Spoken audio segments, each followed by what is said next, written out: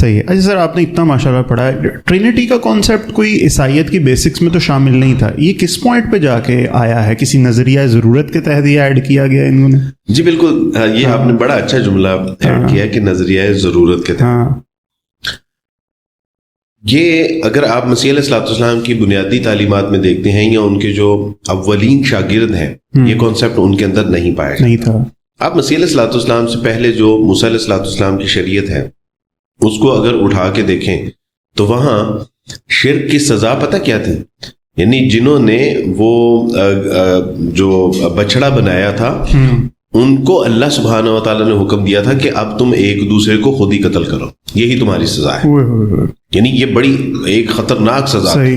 موسیٰ علیہ السلام کو یہ حکم دیا گیا کہ دیکھیں موسیٰ, زمین میں یا زمین کے نیچے پانیوں میں یا آسمانوں میں تو کسی ایسی مورت کو نہ بنانا کہ جو خداوند تیرے خدا کے سوا ہے اور اس کی عبادت نہ کرنا, خداوند اپنے خدا کے سوا. صحیح ہے, یہ کلیئر کٹ ہے, اس کا مفہوم ہے کہ زمین کے نیچے یا آسمانوں میں کوئی ایسی صورت نہ بنانا کہ جو ایگزسٹ کرتی ہے اور اس کی عبادت نہ کرنا خداوند اپنے خدا کے سوا.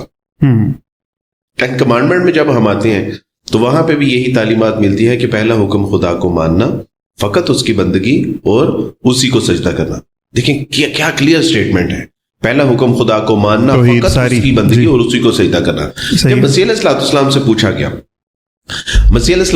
پوچھا گیا کہ تورات کا سب سے بڑا حکم کیا ہے, تو آپ دیکھیے کہ مسیح علیہ السلام نے کیا یعنی خوبصورت الفاظ کہے.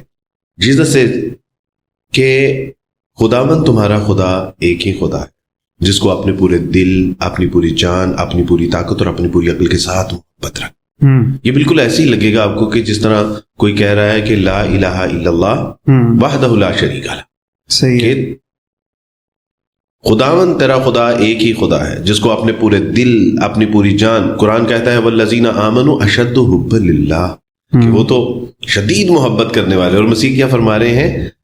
خداوند تیرا خدا ایک ہی خدا ہے جس کو اپنے پورے دل, اپنی پوری جان, اپنی پوری طاقت اور اپنی پوری عقل کے ساتھ محبت. صحیح. پوچھا تورات کا سب سے بڑا حکم کیا ہے, تو کہا کہ خداوند اپنے خدا کی عبادت کر اور اپنے پڑوسی سے اپنی مانند محبت رکھ. صحیح ہے. فرمایا کہ یہ سب سے بڑے حکم ہے.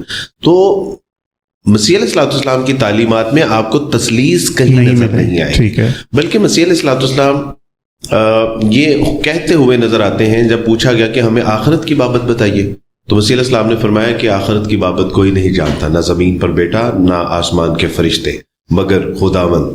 یعنی فرمایا کہ نہ میں جانتا ہوں نہ فرشتے جانتے ہیں, خدا تعالی جانتے ہیں اس کے بارے میں.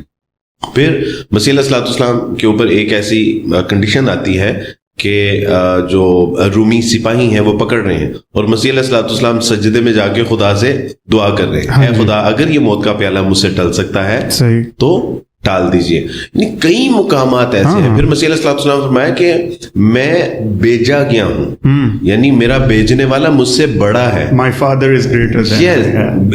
اور پھر مسیح علیہ السلام فرمایا جو تمہیں معجزات کر کے دکھاتا ہوں یہ اپنی طرف سے نہیں بلکہ اپنے بھیجنے والے کی طرف سے کر کے دکھاتا ہوں. اتنی کلیئر توحید کا کانسیپٹ ہے.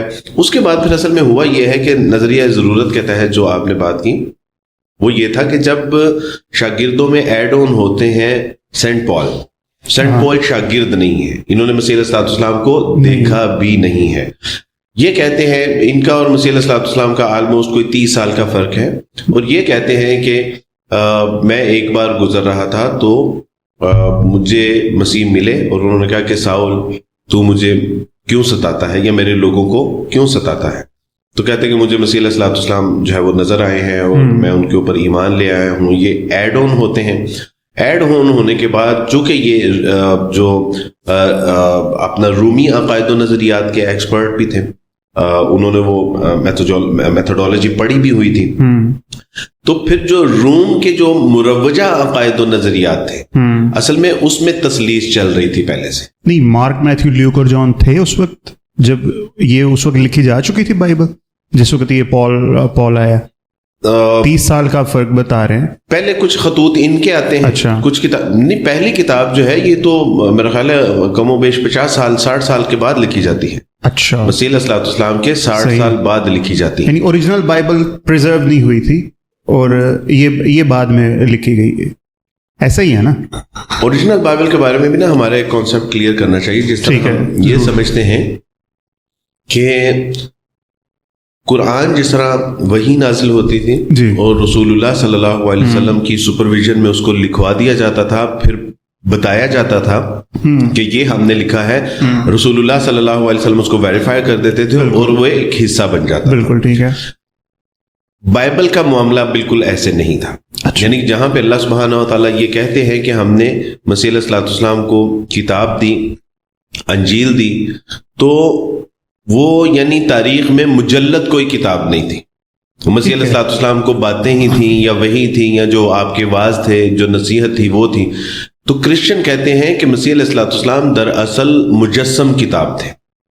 مسیح علیہ السلام بذات خود ایک مجسم کتاب تھی، اور بعد میں پھر انہی کی باتوں کو لوگوں نے، یعنی غالباً لوکا کہتے ہیں کہ میں نے صحیح باتیں دریافت کر کے ان کو جمع کرنا شروع کیا. انہوں نے لوگوں سے جو سورسز تھے ان سے کتاب چیزیں لیں، ان کی تصدیق کی.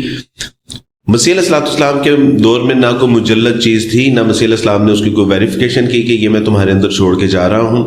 شاگردوں نے بھی متی کو جو ملا، لوکا کو جو ملا، مرکز کو جو ملا، میتھیو کو جو ملا، اور یہ سارے شاگرد نہیں ہیں، یہ شاگردوں کے بھی آگے شاگرد نہیں، حواری نہیں تھے. نہیں اچھا نہیں. اور اسی طرح جو سینٹ پول ہے، یہ تو کچھ بھی نہیں تھے، انہوں نے تو مسیح علیہ السلام کو اپنے دور میں دیکھا بھی نہیں ہے. صحیح ہے. تو یہ بعد میں پھر جو مروجہ عقائد تھے، اگر میں یہ آپ سے عرض کروں کہ انہوں نے روم میں کرسچینٹی کو پروموٹ کرنے کے لیے کرسچینٹی کو رومنائز کیا ہے. ٹھیک ہے. کرسچینٹی کو رومنائز کیا ہے اس لیے کہ چلے اب یہ 25 دسمبر کی جو ساری یعنی ابھی آ رہا ہے کرسمس 25 دسمبر، یہ آپ کو ساری گریک سیولائزیشن سے ملے گا. جو ایک 25 دسمبر کو ان کے ہاں ایک راس الجدی کے مقام پہ جو ایک سورج دیوتا کا ایک جشن ہے، وہ انہی دنوں میں منایا جاتا تھا. اسی کو انہوں نے ریپلیس کیا. اسی طرح وہاں بھی ایک تری مورتی کا کانسیپٹ تھا. ٹھیک ہے. انہوں نے اسی کو جو ہے وہ ایز اٹ از جو ہے وہ اڈاپٹ کیا. یعنی کئی ایسی سٹوریز ہیں. بال دیوتا ان کی بہت پرانی سٹوری ہے، بائبل میں بھی آتا ہے، قرآن میں بھی آتا ہے. بال دیوتا کو ایک بار ان کی لائف کو کوٹ کیا تھا، بلکہ اس رسالے کا نام ہی کوٹ تھا. اور اس کوڈ کو پھر میں نے اپنی کتاب کرسمس کی حقیقت تاریخ کے آئینے میں مسیح علیہ السلام ایک طرف اور ایک طرف بال دیوتا کی سٹوری ایز اٹ از.